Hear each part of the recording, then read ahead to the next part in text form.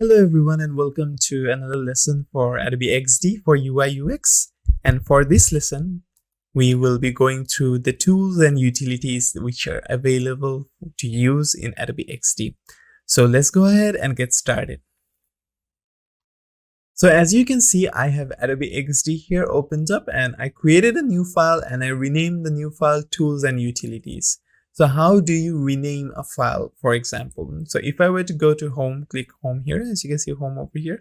And if you were to go ahead, go to your files over here, you can go ahead and like say any kind of file that you can select, the option buttons over here, and then you can rename, and there you can rename that file.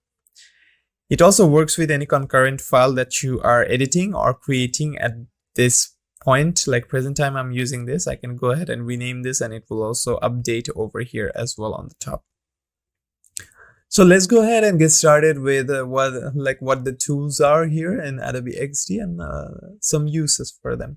So first we have the selection tool over here, or V. You can press V to select the selection tool. And you can select any kind of object, but we have no object over here. So then you have the rectangle shape over here. And so I'm going to go ahead and select the rectangle. As you can see, my pointer's changed. Now if I were to click and drag, I will create a rectangle. Now I cannot, as you can see, I cannot select it. If I were to click and drag again, I'll end up create another rectangle. So I'll go ahead and select the selection tool over here. Then select this rectangle, and then I can move this around, as you can see. Now, instead of going to the utilities over here, you need to understand the selection tools work first. So with the selection tool, if I were to select any kind of like any corner and round it, as you can see, it can round up that corner. If I were to hold on Control only and drag, the same thing happens. But if I were to click on this, nothing happens. As you can see, same thing happens. If I were to click and drag this, as you can see, nothing happens while holding the Control. But if we were to hold on Shift, it will uniformly scale it up and down while dragging. If I were to hold on Shift and drag the corners, nothing happens. But if I were to hold on Alt and drag, that corner only will rotate or curve, as you saw. Now, if I were to hold on Alt and scale this like this, so it will scale the opposite side uniformly like this. If I were to do the same for this, it will also do the same. And if I were to rotate it like this, nothing happens. But if I were to hold on Shift, it will snap itself to different angles, as you can see. Now on the right side here, as you can see the angles over here. So if I were to hold on Shift, notice this part. If I were to hold on Shift, rotate it, as you see 15. Rotate it again, 13, then 45. So it snaps to a 15-degree angle of rotation.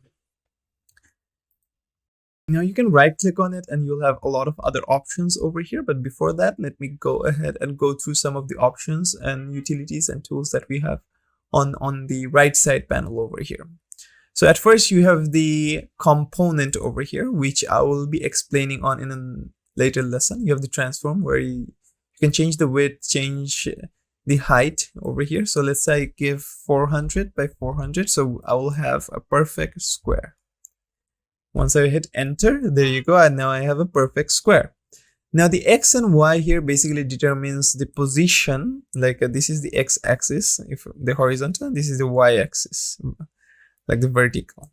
So it's going to show the position of your object on your artboard or on your entire whiteboard over here. The angle here is the same. And you have, as you can see, flip horizontal, flip vertical. So let me go ahead, angle it like this. Now if I were to, let's say, flip horizontal, as you can see, it flips. But to flip vertical, it also flips. Now you have the option here, scroll groups. So define areas within an artboard that scroll independently. So you can scroll them independently to create very good UI designs as well. We will be using this in later on lesson when we create some unique designs.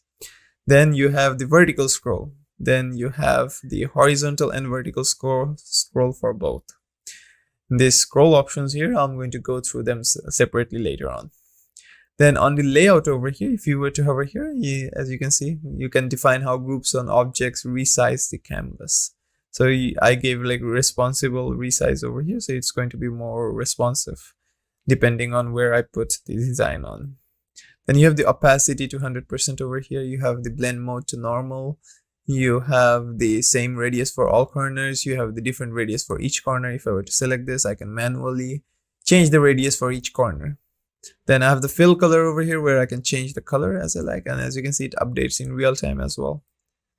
Like I'm dragging right now, and now you have the solid color over here. You have the linear gradient. You have the like radial gradient and angular gradient. But I'm going to go through like the gradient colors and how you can create gradients on a separate lesson. Then you have the border. This basically is the stroke for the outer line. So if I were to select this, like select, as you can see, if I were to zoom in now, I'm going to hold on Control and alter and zoom in. And as you can see, once I zoomed in, you will see that black corner. Now, if I were to press Shift 1, nothing happens. If I were to press Control 1, it's going to zoom it 100%, as you can see. And if I were to hold down like middle mouse button and drag it, as you can see, I can drag the canvas, the whiteboard here, not the object. I'm not dragging the object. I'm just dragging the whiteboard. Now let me go ahead and select this again. Let me go ahead and erase the border over here to 0% transparency. There you go. Now you have several options here for the border. So to show you, I'm going to go ahead and select the border again, fill it up, and then change the size to, let's say, 5. Now the border is, you can see the border, but let me like select it 30 so that it's much more easier for you to visualize. Now you have several options here. As you can see, inner stroke, you have outer strokes. If I were to select this, the border is now on the outer stroke, and this is the middle stroke. So the border is going to be in the middle. Then you have the round tip. So if I were to select this, nothing happens. As you can see, if I were to select the projecting cape, nothing happens as well, because this will basically round off any ends which are not connected with each other. Then you have the meter join, you have the round join, it will round up the joint parts, there you go. Then you have the bevel join, it will bevel up them, creating a sharp angular, instead of a smooth angular curve, it's going to make sharp curve. And then underneath here, you have effects. So you can select this, you can give an inner shadow, you can give a drop shadow, and you can also give like a background blur to it. So if I were to select it, yeah, the background blur, as you can see, there's an amount slider over here. This will basically make anything in this object transparent and make it into a background blur. So let's say I create a design and then I just create a normal rectangle, and on that rectangle, I applied this blur, like the background blur. It will basically make the entire colored rectangle or square that you created into a transparent or rectangle square, and anything that you can see behind it, like, it will be blurred out. Then you have mark for export. So if I were to select mark for export, for example, I can mark this because this is ready for exporting. And as I previously mentioned in another, like in our previous lesson, you can go to file over here, then underneath explore over here, then you can like select selected over here. So if I were to deselect that, I can go to export over here. I can go to batch. There you go. And I can have a PNG format for this as well. And this also helps because it, like, for example, let's say you're collaborating and working with several other people on one project in Adobe XD, which is shared amongst all the users or all the people that you shared it with. So once they select an object, they can go down at this section over here and they can see that it is marked for export. So they know that the design or the object that you created is now ready for an export. Now let's move on back to our left side over here. We have the ellipse tool. So you can create circles, as you can see, but these are not technically circles. These are just ovals or any other kind. So if, in order for you to like create a perfect circle, you need to hold on Shift. First hold on Shift, then left click and drag, and then you will have your perfect circle. Then we have the rectangle tool or the polygon tool. So the polygon tool basically will create any kind of polygon over here, and you will have several like options as well. But before that, let me go to Eclipse tool over here. Let me go ahead and first delete some of the objects over here. So because we do not need them anymore. So I went ahead and deleted them. Or let me just do one thing. Let me just move them away. Let me just move them away. Let me just select all of this. Let me just move them away. There you go. Now the circle over here, as you can see, there are no side options or anything else on this circle. So I'm going to go ahead and select the triangle over here. As you can see, this is the curve part and this is the count part, I guess. So if I were to increase or decrease this, as you can see, you can go ahead and create unique designs like this one as well. And curve it up as well.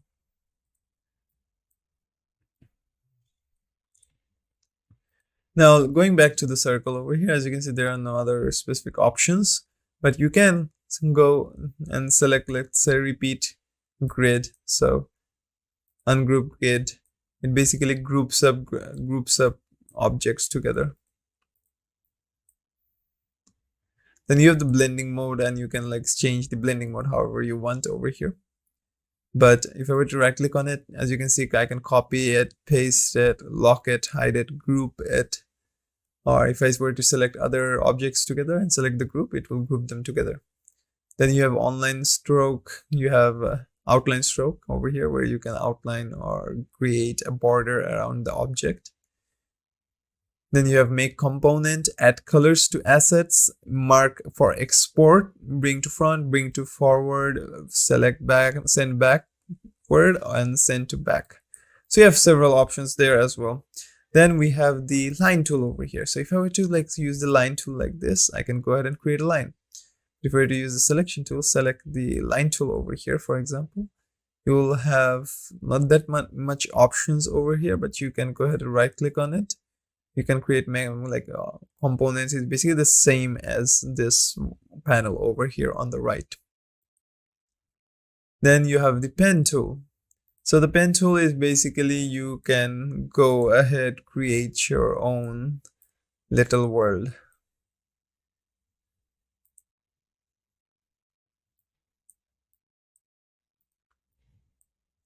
So you can go ahead, create, let's say, the pen tool like this. And you can go ahead, like use the selection tool like this on a pen stroke line to add in more segments like this. As you can see, I'll go ahead, delete. Let me undo this by pressing Ctrl Z. Let me go ahead and first select this line over here. So once this line is selected, I can go ahead and delete it by selecting delete button over there. And once I select this pen tool segment now, as you can see, I can move it around without adding any more extra shapes. I can use the pen tool. I can then go ahead, create new lines, but I won't be able to like make any lines existing from this line over here. Then you have the text tool where you can use text, write in text, and design text basically. But I'm going to go ahead and show you in a later class on how you can add text and design them as well. Then you have the artboard tool over here. So if I were to select this and create this, there you go. It's now inside the artboard. And as you can see, anything outside the artboard is not visible.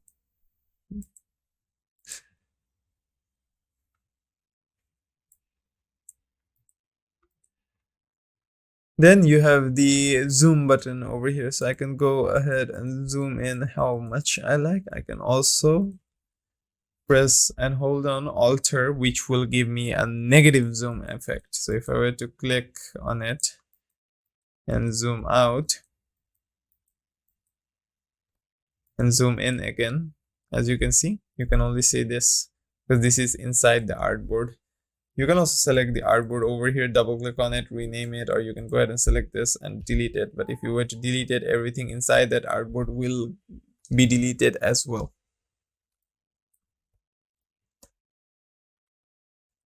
And then over here in this panel over here, you have the colors. So you can go ahead, use the colors as you see fit.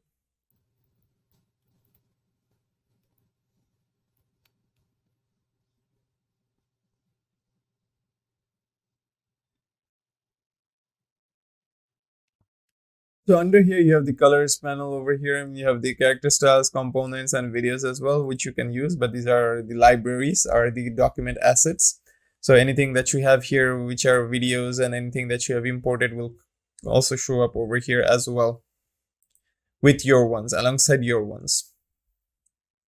Now, underneath edit over here, you will have some right click options. So let me go ahead and first create our rectangle over here. Now, once this rectangle is selected, I can go to edit over here. And as you can see, you have the paste appearance, duplicate. If I were to click on duplicate, and as you can see now, I have two rectangles or two squares. Then you can also have the object, you can lock it, you can hide it. So if you lock it, it won't be able to interact with other animators or any other kind of like UI UX designers.